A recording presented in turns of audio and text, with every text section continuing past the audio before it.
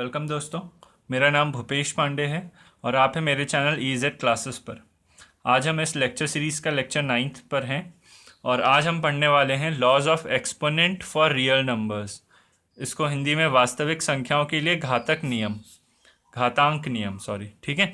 अब इसमें क्या हो रहा है कि जो संख्याएं हैं, वास्तविक संख्याएं हैं, कुछ नंबर्स हैं, उनकी जो पावर है, पावर मतलब घात, ठीक है, उनकी पावर्स हैं, उनके पावर्स पे बेस्ड कुछ नियम हैं, कुछ रूल्स हैं जिनको आपको ध्यान में रखना है जब भी आप इनके कैलकुलेशन करोगे, ठीक है। तो ये चीज़ हम इस चैप्टर में आज पढ़ने वाले हैं। तो इसमें मैं आपको कुछ रूल्स बताऊंगा जो आपको ध्यान रखना है और उन रूल्स का मैं प्रूफ भी बताऊंगा कि वो रूल्स मैं क्यों लिख रहा हूँ और फिर आपको उसको ध्यान रखना है। तो देखिए दोस्तों, पहला नियम ये है कि अगर मान लीजिए आपके पास कोई नंबर है a, ठीक है, अगर कोई नंबर है a, इसकी पावर आपने m लिखी, ठीक है, a की पावर m। अभी पावर का क्या मतलब है, जैसे मैंने लिखा a², इसका क्या मतलब है a इंटू a की पावर 3 लिखा तो इसका क्या मतलब है a, ठीक है। तो किसी भी नंबर का कोई पावर चढ़ाओ, इसका क्या मतलब है आपको पता है पहले से ही, ठीक है। तो अब चलते हैं, जैसे मान लीजिए a एक नंबर है, इसकी पावर है m एक अगला नंबर है, ठीक है, एक दूसरा नंबर है।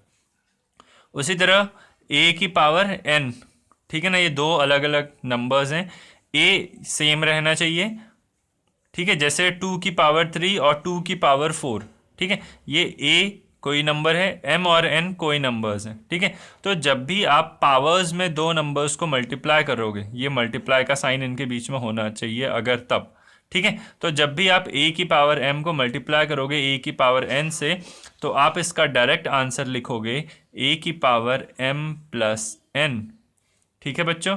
ये पहला रूल है जो आपको याद रखना है। अब इसका प्रूफ क्या है कि क्यों ये बात सही है, तो आप देखो, मान लीजिए हम a की वैल्यू 2 रखते हैं और m की वैल्यू 3 और n की वैल्यू 1। आप इनके अलावा कोई भी चीज़ रख सकते हो, कोई भी वैल्यू आप रख के इन रूल्स को चेक कर सकते हो, ठीक है। तो देखो, ये हो गया a की पावर m, तो 2 की पावर 3 इंटू a की पावर n, तो 2 की पावर n 1। तो जब इसको सॉल्व करा बच्चों, तो डायरेक्ट फार्मूले के हिसाब से ये बन जाना चाहिए 2 की पावर 3 प्लस 1, दैट इज 2 की पावर 4। एंड 2 की पावर 4 का मतलब होता है 2 इंटू 2 इंटू 2 इंटू 2। 2 को 4 बार मल्टीप्लाई करो, आंसर इज 16। इसको जब आप चेक करोगे तब आप क्या करोगे, चेक करने के लिए आपको ये रूल से नहीं जाना है, चेक करने के लिए आप जो तरीका जानते हो आप वो जाओगे। आप क्या जानते हो, 2 की पावर 3 का क्या मतलब है, 2 को 3 बार लिखो और मल्टीप्लाई करो। 2 की पावर 1 का क्या मतलब है, 2 को एक बार लिखो और आपस में मल्टीप्लाई है, आपस में मल्टीप्लाई करो। जब सॉल्व करोगे आंसर 16 आएगा, ठीक है। तो ये दोनों सेम आ रहे हैं ना, और इस वजह से ये एक रूल है, ठीक है। तो आप क्यों सीख रहे हो, जब ये सेम आ रहा है तो आप ये इस तरीके से क्यों नहीं कर ले रहे हो, आप ये रूल क्यों सीख रहे हो कि पावर्स को ऐड कर देना, जब मल्टीप्लाई में हो a की पावर m इंटू a की पावर n, तो पावर्स ऐड कर देना, उसको एक्सपैंड करके क्यों सॉल्व करना, हम नहीं बोल रहे, ठीक है। तो वो इसलिए क्योंकि यहाँ तो छोटे छोटे नंबर्स थे, आपने जल्दी से एक्सपैंड करके लिख लिया। अगर मैं लिख दूँ 2 की पावर 100 इंटू 2 की पावर 4, ठीक है, तब आप इसको सॉल्व करके बताओ, तो नहीं बता सकते ना। तो इस वजह से आप इसको 2 की पावर 104 लिख लोगे ईजिली और आंसर करके आ जाओगे, ठीक है ना। तो इस तरह से करोगे तो आपको बहुत सारा समय लग जाएगा, ठीक है ना। तो इस वजह से ये पहला रूल है जो आपको ध्यान रखना है। अगर कोई नंबर है, उसकी कोई पावर है, मल्टीप्लाई बाय वही नंबर और कोई भी पावर, ये n m के बराबर भी हो सकता है, n के अलावा कोई भी नंबर हो सकता है। तो जब ये बीच आपस में मल्टीप्लाई हो तो इसको डायरेक्ट आंसर होता है यही same number in the base raise to the power, इन दोनों पावर्स का सम, ठीक है। तो नोट है, इफ a की पावर m प्लस a की पावर n, ठीक है, अगर ये बीच में प्लस का साइन लगा हो, a की पावर m प्लस a की पावर n हो, तो आप कॉमन लेते हो, तब आप उसको डायरेक्टली नहीं लिख सकते हो a की पावर m प्लस n, ठीक है ना। तब आप कॉमन लेते हो, कैसे, जैसे 2 की पावर 3 में आपको ऐड करना है 2 की पावर 1। जब आपको 2 की पावर 3 में 2 की पावर 1 ऐड करना है, मतलब आपको पहले में हम लॉन्ग मेथड से सीखते हैं जो आपको पता है, तो 2 की पावर 3 को 2 इंटू 2 इंटू 2 लिख सकते हो। फिर आपने प्लस लगाया बिकॉज ये वाला प्लस है, और फिर 2, तो देखो इन दोनों टर्म्स में से 2 कॉमन आ सकता है, क्योंकि 2 दोनों में है, तो 2 को कॉमन आप लोगे तो यहाँ पे बचेगा 4 और यहाँ पे बचेगा 1, और ये प्लस का साइन, प्लस का नीचे कैरी ओवर हो गया, ठीक है, प्लस का साइन। तो इसकी वैल्यू क्या हो गई, 2 बाहर आया, और ये 2 + 2 4 और 1, 4 और 1 5, 5 2 ज़ा 10 इसका आंसर आ जाएगा, ठीक है।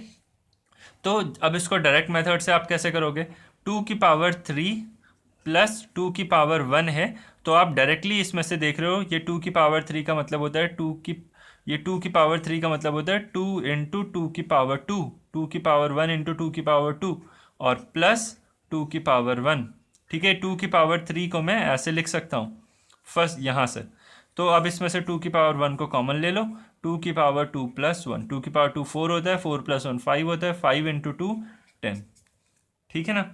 तो इस तरह से आप इसको कॉमन लेने में भी इसका इस्तेमाल कर सकते हो without going through the long procedure, ठीक है बच्चों। तो ये फर्स्ट रूल है जो आपको याद रखना है, आपको इन रूल्स को बाय हार्ट याद रहना चाहिए। कभी भी क्वेश्चन जब आपके एग्जाम में आएगा तो आप उसको डायरेक्टली इस्तेमाल करोगे, ठीक है। तो ये पहला रूल था जो आपको याद रहना चाहिए। तो देखिए दोस्तों, this is our second rule.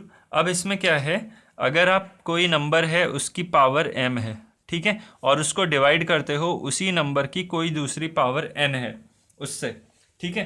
तो पिछला रूल हमने देखा था, फर्स्ट रूल हमने देखा था a की पावर m इंटू a की power n is equal to a की power m plus n।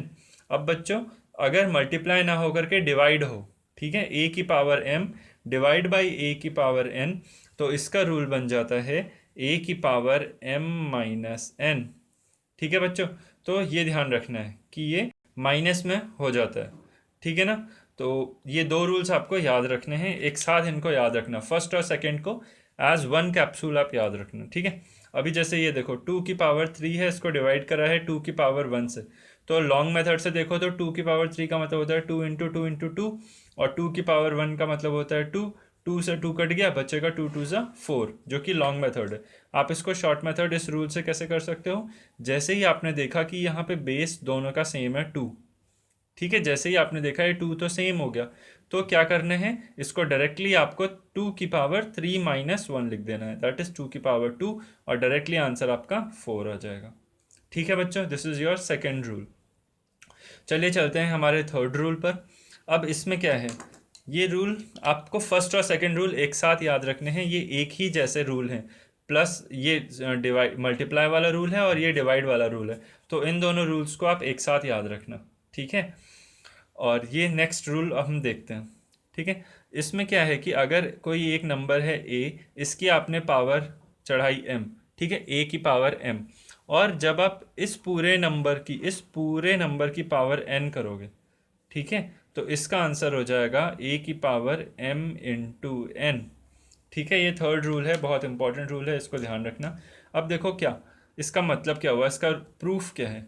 For example हमने a की जगह रखा 2, m की जगह रखा 1 और n की जगह रखा 3, तो 2 की पावर 1 की पावर 3, इसका मतलब इस पूरे का क्यूब, और हम जानते हैं a क्यूब या सॉरी कोई भी नंबर है उसका क्यूब करा मतलब उस नंबर को 3 बार मल्टीप्लाई करो, ठीक है, उस नंबर को 3 बार आप मल्टीप्लाई करो, x into x into x, अगर x क्यूब है तो इसका क्या मतलब हुआ x into x into x. तो 2 की पावर 1 था, इसका क्यूब करना मतलब 2 की पावर 1 को हमने 3 बार मल्टीप्लाई किया, 2 की पावर 1 का मतलब 2 होता है, 2 की पावर 1 का 2, 2 की पावर 1 का 2, तो आंसर कितना आया हमारे पास 8। अब इसी को अगर आप डायरेक्टली फॉर्मूले से करो तो देखो कितना मैंने बोला, जब ऐसा कुछ हो, ठीक है ना, a की पावर m और इस पूरे की पावर n, ठीक है, ये जो ब्रैकेट है ये बता रहा है कि पूरा a m जो है इस पूरे की पावर हमने चढ़ाई है n, ठीक है। तो आप 1 इंटू 3 कर दो, mn कर दो, और a की पावर mn, तो 2 की पावर 3 दैट इज डायरेक्टली 8, ठीक है। एक और एग्जाम्पल से आप समझो, शायद आपको और बेटर समझ में आए। जैसे हमने लिखा 2 की पावर 2 और इस पूरे की पावर 3, तो लॉन्ग मेथड से इसका क्या मतलब होता है, इसका मतलब होता है 2 की पावर 2 को 3 बार मल्टीप्लाई करना है, तो 2 की पावर 2 इंटू 2 की पावर 2 इंटू 2 की पावर 2, अब 2 की पावर 2 अगर करोगे तो इसका आंसर 4 होता है, फिर 4 इंटू 4, 4 4 जा 16, 4 जा 64। ये लॉन्ग मेथड है, अगर आपने ये रूल नहीं याद रखा तो आपको ऐसे करना पड़ेगा, ठीक है, जो कि आपको बहुत टाइम लग जाएगा। तो इसलिए अब आप रूल से देखो तो 2 की पावर 2 और होल की पावर 3, तो जब ऐसा होता है तो अब आप 2 और 3 को आपस में मल्टीप्लाई कर दो और 2 की पावर को वो चढ़ा दो, तो 2 की पावर 3 2 ज़ा 6 और 2 की पावर 6 64 होता है। ये आपको पता होना चाहिए और आप इजीली कैलकुलेट कर सकते हो, ठीक है ना दोस्तों। आगे बढ़ने से पहले मैं आपको कुछ बात बताना चाहता हूँ कि मैंने यहाँ पर कुछ फैक्ट लिखा है, मतलब 2 की पावर 0 होगी तो 1 होगा, 2 की पावर 1 होगी तो 2 होगा, 2 की पावर 2 होगी तो 4 होगा। ये टेबल मैंने 2 की पावर 10 तक लिख रखा है। 2 की पावर 10 की वैल्यू होती है 1024। देखो ये अगर आप याद रख लोगे तो आपके लिए बहुत फ़ायदेमंद होगा, अगर याद नहीं रखोगे तो आपको कैलकुलेट करना पड़ेगा, ठीक है। कैलकुलेशन मुश्किल है बिल्कुल भी नहीं। 2 की पावर 5 है तो 2 इंटू 2 इंटू 2 इंटू 2 इंटू 2 करना पड़ेगा, 1 2 3 4 5 बार मल्टीप्लाई करना पड़ेगा, तब आपको 32 लिखना पड़ेगा, ठीक है। देखो याद रख लोगे तो आपका कैलकुलेशन समय हो सकता है कभी आपको कम टाइम हो, ठीक है, एग्ज़ाम में या कभी भी, तो ये आपका कैलकुलेशन टाइम बचाएगा, ठीक है। बस इसलिए तो जैसे टेबल्स होती हैं, टेबल्स आप याद रखोगे तो बेहतर है, आपका कैलकुलेशन टाइम बचेगा, वरना आप मल्टीप्लाई करके निकालते हो आंसर, ठीक है ना। उसी तरह से ये वैल्यूज़ हैं जो कि अक्सर यूज़ में होती हैं, ठीक है, अक्सर आ जाती हैं, तो आपको याद रखना है, तो आप ज़रूर से इसको याद रखिएगा। उसी तरह 3 की पावर 0 1, 3 की पावर 2 9, 3 3 ज़ा 9, 9 3 ज़ा 27, तो 3 की पावर 3 27, 3 की पावर 4 81, 3 की पावर 5 4 243। तो ये वैल्यूज़ मैंने वही लिखी हैं जो कि अक्सर यूज़ में होती हैं, ठीक है। इसके अलावा और भी बहुत सारी होती हैं, इन्फिनाइट होती हैं, बट वही मैंने लिखी हैं जो बहुत अक्सर यूज़ होती हैं, तो आप इनको ध्यान रखिएगा। आगे चलते हैं, हमारा फोर्थ रूल हम पढ़ते हैं। अब इस फोर्थ रूल में क्या है बच्चों कि अगर एक नंबर है a, इसकी पावर हमने कुछ चढ़ाया, ठीक है, और इसको मल्टीप्लाई करा एक दूसरे नंबर से जिसकी पावर फिर सेम थी, ये m और m सेम है, ठीक है। ध्यान रखना, आप कंफ्यूज मत होना बच्चों, इनको फॉर्मूलों को बहुत अच्छे से आप लिखना। देखो फर्स्ट रूल और इस रूल में अंतर क्या है। फर्स्ट रूल में बेस सेम था, base was same, first rule में बच्चों बेस सेम है, ठीक है, और फोर्थ रूल में पावर्स सेम है, ठीक है। आपको दिख रहा है, फर्स्ट रूल में बेस सेम है, पावर अलग अलग हैं या सेम है, कुछ भी हो सकता है। इसमें पावर्स सेम होना कंपलसरी है, बेस सेम या अलग अलग कुछ भी हो, ठीक है। तो जब भी ऐसा रूल हो a की पावर m इंटू बी की पावर m, तो आप m को कॉमन पावर लेके बाहर लिख सकते हो और a और b को आपस में मल्टीप्लाई कर सकते हो, ठीक है। तो ये बन जाएगा ab होल की पावर m, ठीक है। तो ये बहुत अच्छा रूल है जो आप ध्यान रखना। जैसे कि 2 की पावर 2 मल्टीप्लाइड बाई 3 की पावर 2, तो आप इसको लिख सकते हो 2 इंटू 3 होल की पावर 2। देखो लॉन्ग मेथड से करते हो तो इसका क्या मतलब होगा, 2 इंटू 2 2 की पावर 2 मल्टीप्लाई मल्टीप्लाई 3 की पावर 2 3 की पावर 2, आंसर करोगे 36 आएगा। अब इस रूल से अगर करो तो इसका आंसर हो जाएगा 6 की पावर 2, और देखो कितना इजीली जल्दी से हो गया, 6 6 ज़ा 36, ठीक है। आपको इंक भी नहीं बर्बाद करनी पड़ी, समय भी नहीं बर्बाद करना पड़ा, और आपने फटाक से आंसर अपना कैलकुलेट कर लिया। तो इसलिए ये रूल्स याद रखना बहुत ही इंपॉर्टेंट है। आप इन रूल्स को एक साथ लिखना एक जगह पर, ठीक है। कंपेयर करना आपस में, जैसे इन दोनों का आपस में कंपेयर करो तो आपको अंतर समझ में आएगा और रिलेशन समझ में आएगा, ठीक है। तो इन दोनों को एक साथ याद रखना। उसी तरह इसको और इसको आपस में कंपेयर करना, ठीक है, इनको आपस में कंपेयर करना, तो कंपेयर करना इनको आपस में और फिर देखना कि कहाँ पे ये सिमिलैरिटी जैसे दिख रहे हैं, कहाँ पे अलग अलग दिख रहे हैं, ठीक है। एक और रूल है बच्चों, हम पढ़ते हैं, अगर a की power m divide by b की पावर m है, मैंने इन दोनों को साथ लिखा है, आप इन दोनों को साथ याद रखना, फर्स्ट और सेकंड को आप साथ याद रखना, फोर्थ और फिफ्थ को आप साथ याद रखना, ठीक है। अब यहाँ पर a की पावर m इंटू b की पावर m है, तो वो बन जा रहा है ab होल की पावर m। उसी तरह अगर a की पावर m अपॉन b की पावर m है, तो ये बन जाएगा a अपॉन b होल की पावर m, ठीक है बच्चों, a अपॉन b होल की पावर m। जैसे मल्टीप्लाई में रूल होता है, सेम वैसे ही रूल डिवाइड में भी होता है, ठीक है। तो ये 5 रूल्स थे जो आपको याद रहने चाहिए, बहुत ही इस्तेमाल में आते हैं। और इन पांचों रूल्स को आप अच्छे से देखो, अच्छे से नंबर्स पुट कर करके इन रूल्स को खुद से प्रूफ करो, और उसके बाद आप अपनी एक्सरसाइज में जा कर के एक्सरसाइज के क्वेश्चंस बड़ी ही आराम से आप शुरू कर सकते हो। ठीक है, तो इसके साथ ही चैप्टर में हम कुछ और इंटरेस्टिंग सी बातें आपको बताते हैं। ठीक है ना, कुछ और छोटी छोटी चीज़ें जो आपको काफ़ी फ़ायदा करेंगी। ठीक है, और आपके कंसेप्ट को मजबूत बनाएंगे। बच्चों, अगर कोई नंबर है, ठीक है, एनी नंबर, अगर इसकी पावर ज़ीरो है, जैसे 2 की पावर ज़ीरो, 3 की पावर ज़ीरो, 100 की पावर ज़ीरो, कोई भी नंबर अगर उसकी पावर ज़ीरो कहीं लिखी है तो उसका आंसर होता है 1। ठीक है, ये आप याद रखिएगा। कोई भी नंबर की पावर ज़ीरो, आंसर इज़ 1। कोई भी नंबर की पावर 1 अगर लिखी है कहीं पर, एनी नंबर की पावर 1, तो इसका आंसर होता है सेम नंबर, जैसे 2 की पावर 1 इज़ 2। ठीक है ना, किसी की भी पावर 1 है तो वही नंबर आता है, किसी की भी पावर 0 है तो 1 आता है, वही नंबर नहीं आता है, 1 आता है। ठीक है, किसी की भी पावर 1 है तो वही नंबर आता है, सेम नंबर। अगर n एक नंबर है, n कोई एक नंबर, एनी नंबर, ठीक है, n इज एनी नंबर। ठीक है, अगर n कोई नंबर है, इसकी पावर हाफ लिखी है, तो उसका मतलब क्या होता है मैं वो बता दे रहा हूँ। अगर किसी भी नंबर की पावर हाफ लिखी रहती है तो इसका मतलब होता है आपने स्क्वायर रूट निकालना है। ठीक है ना, स्क्वायर रूट निकालना है। जैसे अगर मैं लिखूँ 4 की पावर हाफ, तो इसका मतलब हो जाएगा 2, क्योंकि 4 का स्क्वायर रूट है 2। स्क्वायर रूट लिखने का मेथड है 1/2 पावर में लिखना, और स्क्वायर लिखने का मतलब है 2 लिखना। जैसे 4 की पावर 2 लिखूंगा तो आंसर हो जाएगा 16, लेकिन 4 की पावर हाफ लिखा तो आंसर हो जाएगा 2। ठीक है, 4 की पावर हाफ कहने का मतलब मैंने ये लिखा है, स्क्वायर रूट ऑफ 4 लिखा है। ठीक है, अगर उसी तरह किसी भी नंबर की पावर 1/3 लिखा, इसका मतलब हो जाएगा कि मैंने क्यूब रूट लिखा है। फॉर एग्जाम्पल 8 की पावर 1/3 का आंसर होता है 2, बिकॉज 2 का क्यूब है 8। ठीक है, 2 का आप क्यूब करोगे तो 2 × 2 × 2 आपको 8 मिलेगा। उसी तरह 8 की पावर 1/3 कर दोगे तो आपको वापस से 2 मिल जाएगा। ठीक है बच्चों, तो ये आपको याद रखना है, ये कुछ जनरल नॉलेज की बातें हैं। उसके बाद किसी भी नंबर की पावर अगर -1 है या माइनस में है, तो आप क्या करते हो, उसको 1 अपॉन करके डिनोमिनेटर में वही नंबर लिखते हो विद अ पॉजिटिव पावर। जैसे n की पावर -1 है, आप इसको 1 अपॉन n की पावर +1 लिख दिया। n की पावर -2 है तो आपने इसको 1 अपॉन n की पावर +2 लिख दिया। ठीक है, और उसी तरह 1 अपॉन n की पावर +2 है, तो अगर आप इसको न्यूमरेटर में शिफ्ट करोगे तो पावर में माइनस लग जाएगा। ठीक है, तो ये आपको याद रखना है। और अगर 1 अपॉन n की पावर -2 है तो अब ये नेगेटिव में है, इसको न्यूमरेटर में शिफ्ट करोगे तो पॉजिटिव पावर हो जाएगी। ठीक है, तो ये जनरल चीज़ें कुछ हैं जो आपको याद रखनी है। दोस्तों, मैं आपको एक छोटी सी बात और बताना चाहता हूँ, आपको बहुत अच्छा लगेगा, आप ध्यान से देखिए। अगर कभी आपके पास इस तरह से लिखा है, कोई एक नंबर है, मान लीजिए a, ठीक है, और इसकी पावर कभी 3/2 लिखी है, तो आपको सॉल्व करना है। मान लीजिए यहाँ पे लिख रखा है what is the value of 4 की पावर 3/2 की क्या वैल्यू है।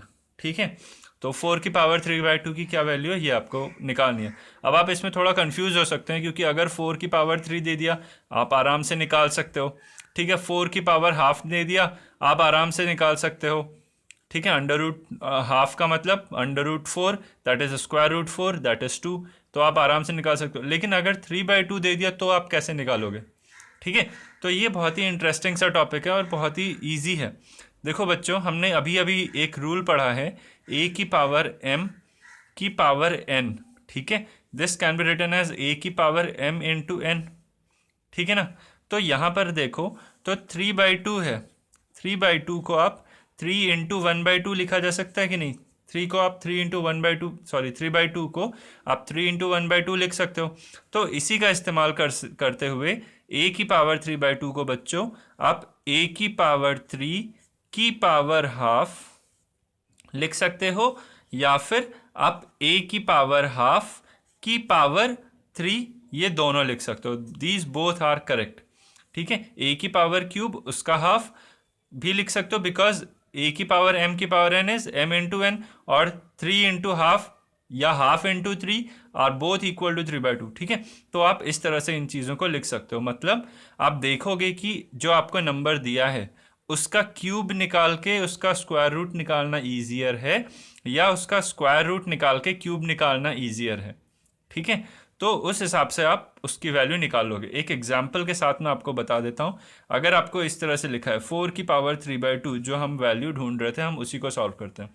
तो इसको आप दो तरीके से कर सकते हो। आप 4 का क्यूब निकाल लो और उसके बाद उसकी पावर हाफ कर दो, ये एक मेथड है। और जब आप इस मेथड से जाओगे तो 4 का क्यूब 4 4 जा 16, 16 4 जा 64, 64 का स्क्वायर रूट जब आप निकालोगे तो आंसर मिलेगा 8, बिकॉज 8 8 जा 64। तो 4⁻³ इज 8। एक मेथड ये है।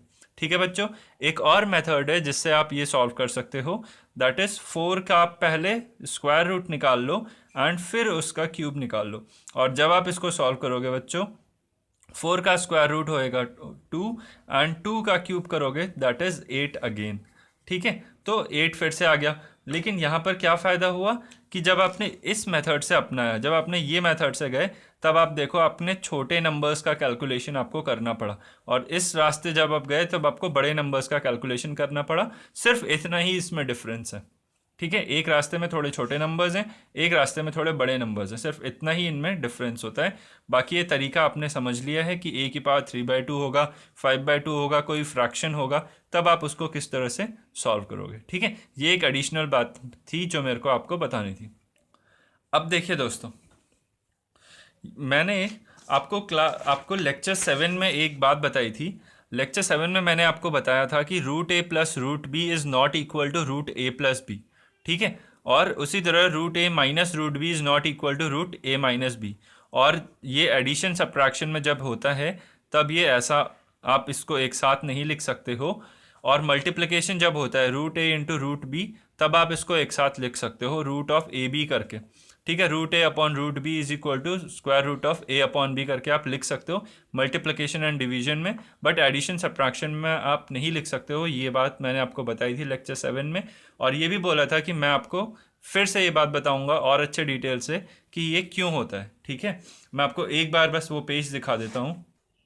यहाँ देखिए दोस्तों, यहाँ पे मैंने आपको बोला था कि जब हम ऑपरेशंस ऑन रियल नंबर्स पढ़ रहे थे, तब √a + √b को आप √a + √b ही लिखोगे, आप इसको इस तरह से नहीं लिखोगे। लेकिन मल्टीप्लिकेशन में जब होगा तब आप इसको लिख सकते हो। एक एग्जाम्पल भी दिया था, √2 × √3 इज √6। ठीक है ना, but √a + b is not equal to √a + √b। ठीक है, और डिवीजन में भी ऐसे लिख सकते हो, बट एडिशन सब्ट्रैक्शन में आप नहीं लिख सकते। एक एग्जांपल और यहाँ पे दिया था कि क्यों नहीं लिख सकते। सपोज हमने a और b की वैल्यू 2 रख दी, तो स्क्वायर रूट के अंदर 2 + 2 इज √4, और √4 की वैल्यू आप जानते हो कि 2 होता है। बट अगर आप इसको सेपरेट कर दो, √2 + √2 बना दो, ठीक है, √4 को √2 + √2 बना दो, तो इसकी वैल्यू कुछ और आती है। √2 की वैल्यू हम जानते हैं इतनी होती है, √2 की वैल्यू इतनी होती है, तो ऐड करने पे 2.828 आ रही है, जो कि गलत है। ठीक है, यहाँ पे मैंने बताया था और आपको ये भी बोला था कि मैं इसको फिर से बताऊंगा, तो बस वही बात मैं आपको बता देता हूँ आज इंडिसेस के रूल्स जो हमने सीखे उसी के हिसाब से कि ऐसा क्यों होता है। देखो बच्चों, पहले हम मल्टीप्लिकेशन एंड डिवीजन की बात करते हैं। तो √a × √b जब आप करते हो, √a को लिख सकते हो a की पावर हाफ, और √b को आप लिख सकते हो b की पावर हाफ। ठीक है, जब आप इनको मल्टीप्लाई करते हो, आपने ये रूल आज ही पढ़ा है कि a की पावर m × b की power m is equal to ab की होल की पावर m।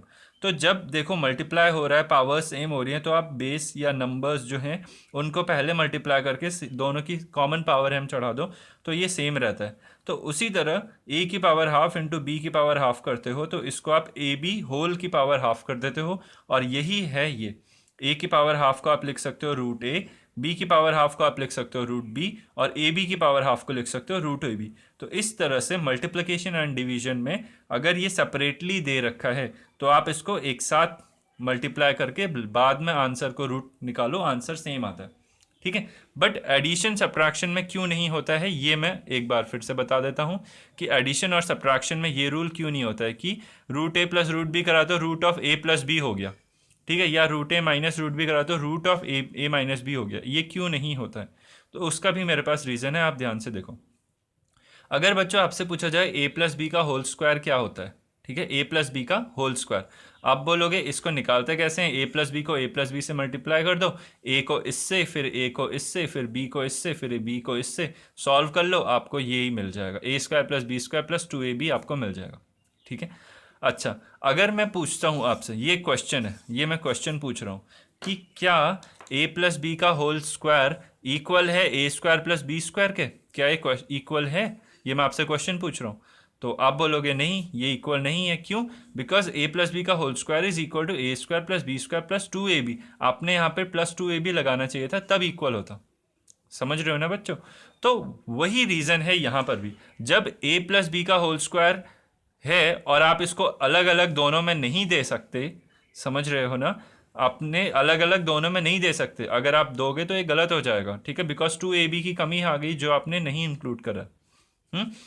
और इसी वजह से, क्योंकि a प्लस बी की power m is not equal to a की पावर m प्लस b की पावर m। समझ रहे हो ना, क्योंकि ये कोई इंडिसी या कोई रूल नहीं है। आज हमने जितने 5 रूल्स पढ़े उनमें से ये कोई रूल नहीं है। ठीक है, और आप देख भी रहे हो कि ये इसमें फॉलो नहीं कर रहा है। ठीक है, जब इसमें फॉलो नहीं कर रहा है, किसी में फॉलो नहीं कर रहा है, तो इस वाले रूल में भी फॉलो नहीं करेगा। तो अगर a प्लस बी की पावर हाफ कर दोगे, हाफ का मतलब square root of A plus B निकालोगे, तो this can not be equal to A की पावर हाफ प्लस बी की पावर हाफ। ठीक है, और इस वजह से अगर स्क्वायर रूट में ऐसा है तो आप इसको root A plus root B नहीं लिख सकते, और उसी तरह से अगर root A plus root B लिखा है तो आप इसको नहीं लिख सकते root of A plus B. तो यहाँ पे बच्चों हम ये टॉपिक ख़त्म करते हैं। ये बात मैंने आपको बता दी, मल्टीप्लिकेशन और डिवीजन में ये होता है, लेकिन एडिशन सब्ट्रैक्शन में आप इसको ऐसे नहीं लिख सकते हो। ठीक है ना, ये चीज़ करेक्ट है, बट ये can not be written as, this can not be written as. ठीक है ना, तो ये बात आप याद रखना। तो इसी के साथ हम ये टॉपिक ख़त्म करते हैं, और ये लेक्चर सीरीज़ में बस एक छोटा सा टॉपिक और रह गया है, एक ज्योमेट्री है, स्क्वायर रूट ऑफ 3.5 या कोई भी डेसिमल पॉइंट का आप उसको कैसे रिप्रेजेंट करते हो ऑन योर नंबर लाइन। बस एक छोटा सा टॉपिक है जो हम नेक्स्ट क्लास में ख़त्म कर देंगे, फिर ये चैप्टर ख़त्म। और ठीक है, इस लेक्चर में बस इतना ही करते हैं। आप लोग अपना ध्यान रखिएगा और हमारा चैनल ज़रूर से ज़रूर सब्सक्राइब कर लीजिएगा। ठीक है, थैंक यू।